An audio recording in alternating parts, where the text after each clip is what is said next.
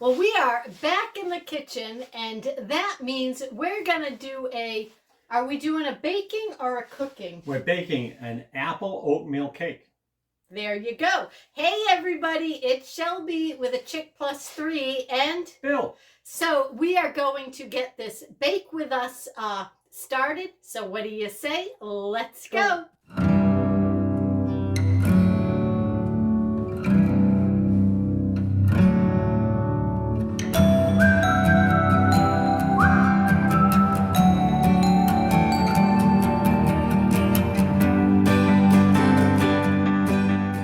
The reason we're making the apple oatmeal cake is I made one the other day for my breakfast, and as I was cutting a piece of it, I got called away, and our grand dog, the husky with the 3 legs, reared up on one leg like Dog Man, got over to the table, leaned over, licked the whole top of it, and then when she saw me coming, grabbed the plate, threw everything on the floor, thinking I'd let her have it. Well, I didn't. But now I got to make another breakfast cake, and I'd like you to follow along with me if you'd like. First step, grate 2 apples. All right, this is a recipe of cups. All right, I'm going to need a cup of old-fashioned oats. All right, in this case I'm using Bob's Red Milk, gluten-free. I didn't know I bought it. We're going to need a cup of whole wheat flour, and again I'm using Bob's Red Milk. I love this whole wheat flour. You can get it anywhere. I happen to buy mine in Ocean State Job Lot if you're in the Northeast. And you'll need a cup of brown sugar. Okay? I use dark brown sugar, but any type of brown sugar.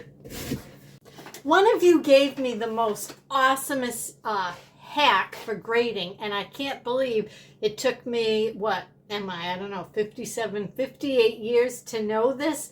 Put the item on a fork and grate it that way, and don't have any knuckle skin in the food you grated. Brilliant. Unless knuckle skin gives you sort of protein or a decent flavor. All right, Chef, I grated your 2 apples. Excellent, excellent. And while we're at it, these are the dry ingredients right now, all mixed together. What I need to add to this for leveling to make it go up is some baking soda and some apple cider vinegar. And we're going to put the apple cider vinegar in last because we don't want this to get away from us. And I buy the apple cider vinegar at where else but the Dollar Tree. True. All right, we need 1 level teaspoon of baking soda. All right, and we're going to use 1 to 2 teaspoons of the apple cider vinegar, but we add this last. All right, now we're coming to the mixtures other than apples. Okay, we're going to use 1 to 2 teaspoons of the vanilla. That's Dollar Tree. We're going to use 1 teaspoon of cinnamon, and then we're going to put in my secret weapon. A combination of raisins, sweetened coconut, and walnuts. It's going to make it a nice fruit cake. All right, a teaspoon of cinnamon is going to make this a nice brown cake. If I can get the cinnamon out. There we go.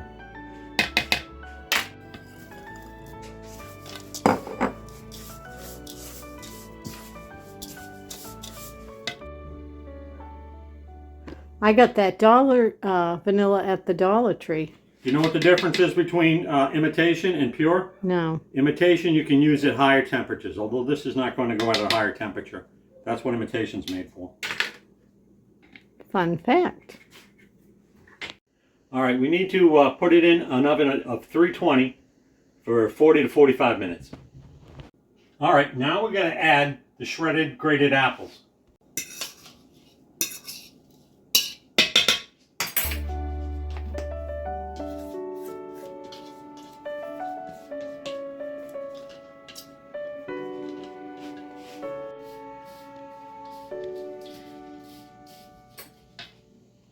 Now the 2 final ingredients. We need almost a cup of warm water and 1 to 2 teaspoons of the apple cider vinegar to get the chemical reaction going. I like to add 2 vinegar. And you add just enough water to get a homogeneous mixture. What's homogeneous mean? Where not too dry, not too wet, sort of like all throughout the same consistency. It takes pretty much almost all the cup.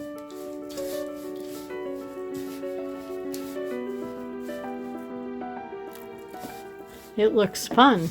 It is fun. Kids can get into it. Really doesn't make too much of a mess.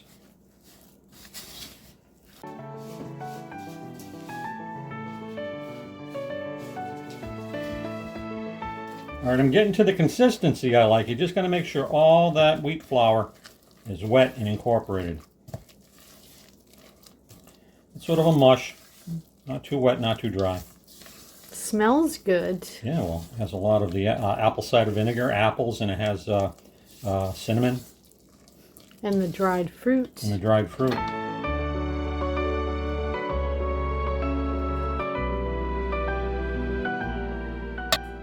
All right, now our apple oat wheat mixture needs to rest for 10 minutes.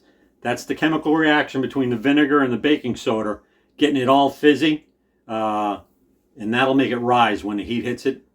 Oh, you look like can you see? ghost. Can you see the ghost?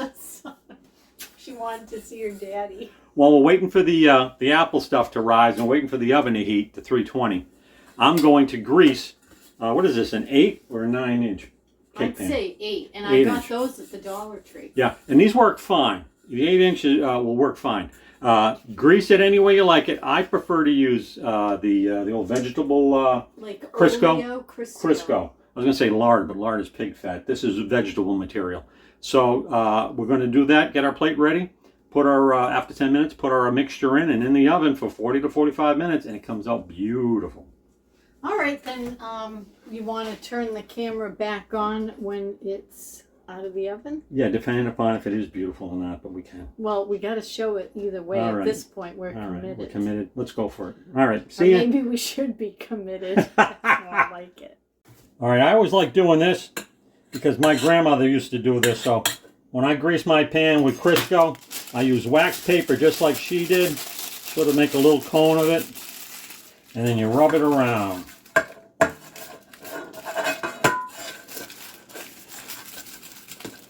I used a lot of Crisco in my youth. There weren't any sprays, as far as I remember. Do you remember any sprays in your youth? Everything I was don't butter know. or My Crisco. mother wasn't a baker, so I don't really remember any of it. All right, we got about a minute to go before we pop this in the oven. It didn't blow up as much as it got thick, but all you need is 10 minutes and you're good to go. So let's get this in the pan and in the oven. All right, so here it is, all in the pot, evened out as much as possible. And then again, it bakes at 320, it's kind of low, 320 for 40 to 45 minutes. Let's get it in the oven.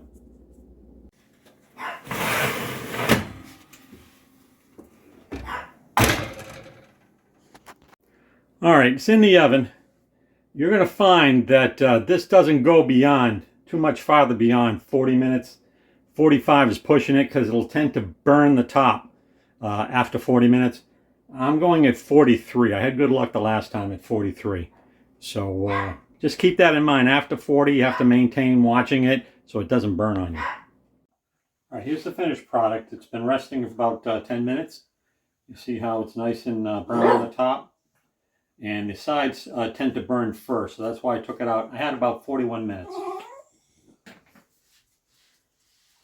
Mr. Bryn wants it. Mr. Bryn wants it.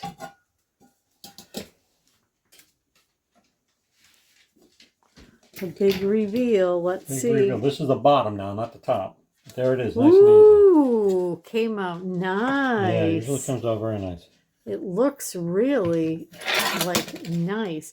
Put that on a fancy plate, it looks like, would it taste all right with like dollops of like a whipped cream? I'm sure it would. When it cools down, there are pictures of powdered sugar being on it. Yeah, so something like that, dress it up a little. Yeah.